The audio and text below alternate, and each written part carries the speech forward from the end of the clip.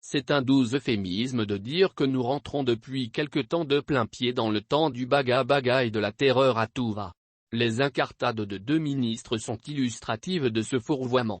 En effet, le ministre de l'Industrie et du Commerce, Mahmoud Mohamed, face aux annonces persistantes sur les réseaux sociaux d'une augmentation imminente du prix du pain de 250 FKF à 300 FKF et de 125 FKF à 150 FKF par des individus mal intentionnés, dégaine l'artillerie juridique.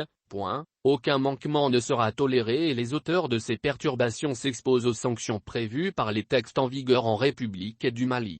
Mais, dans les faits, les auteurs de ces perturbations sont moins les perturbateurs de la République que les violateurs du protocole d'accord signé le 30 mars 2021 fixant le prix consensuel du pain à 250 FKF le gros pain et 125 FKF pour le petit pain dont il se prévaut pour annoncer. Aucune augmentation du prix du pain n'est à l'ordre du jour. Preuve que le chef du département vit dans une réalité parallèle, il assène. Ces annonces découlent de propos irresponsables et sont de nature à perturber l'ordre public. Or, ce qui est de nature à troubler l'ordre public, c'est le déni toxique de réalité que le protocole n'a plus cours depuis longtemps, en bien des endroits de la capitale. Ce qui est de nature à troubler l'ordre public, c'est de lâcher la proie pour l'ombre en ayant un recours abusif au texte en vigueur en République du Mali, c'est-à-dire la loi sur la cybercriminalité qui sert d'épouvantail et de planche de salut.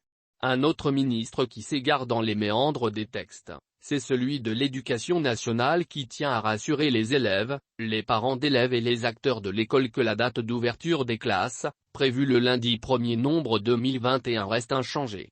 Par ailleurs, des investigations sont en cours pour identifier et punir conformément à la loi, le ou les auteurs de ces actes mal intentionnés, c'est-à-dire un communiqué sur les réseaux sociaux faisant croire à une ouverture des classes, le 22 novembre 2021. L'un et l'autre ministre s'arrogent le privilège de qualifier les faits qu'ils incriminent.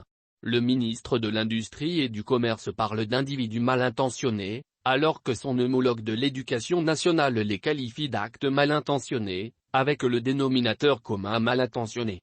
Mais, comme dans le cas du prix du pain, des gros nuages s'amoncellent sur la rentrée scolaire avec la nouvelle stratégie de mieux aborder l'année scolaire et des actions à engager en vue de l'application de l'article 39 des syndicats de l'éducation signataires du 15 octobre 2016, la non-évaluation, la non-prise des classes à double division, la non-prise des classes à double vacation, la non-prise des écoles à écu, la non-prise des heures supplémentaires, la non-prise des classes à effectifs dépassant 50 élèves.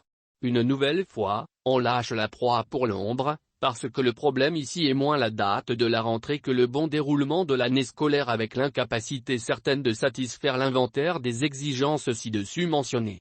En fait, le baga-baga, la terreur des textes ne peuvent être perçus que comme des exutoires, une mise en scène qui peut s'avérer un artifice dangereux. Parce qu'avec la nouvelle stratégie revendicative moins portée directement sur les sous, il y a fort à parier que les enseignants s'aliènent la sympathie des parents d'élèves. De même, les consommateurs ne se laisseront pas indéfiniment bourrer le crâne par des communiqués qui n'ont aucun ancrage dans la réalité.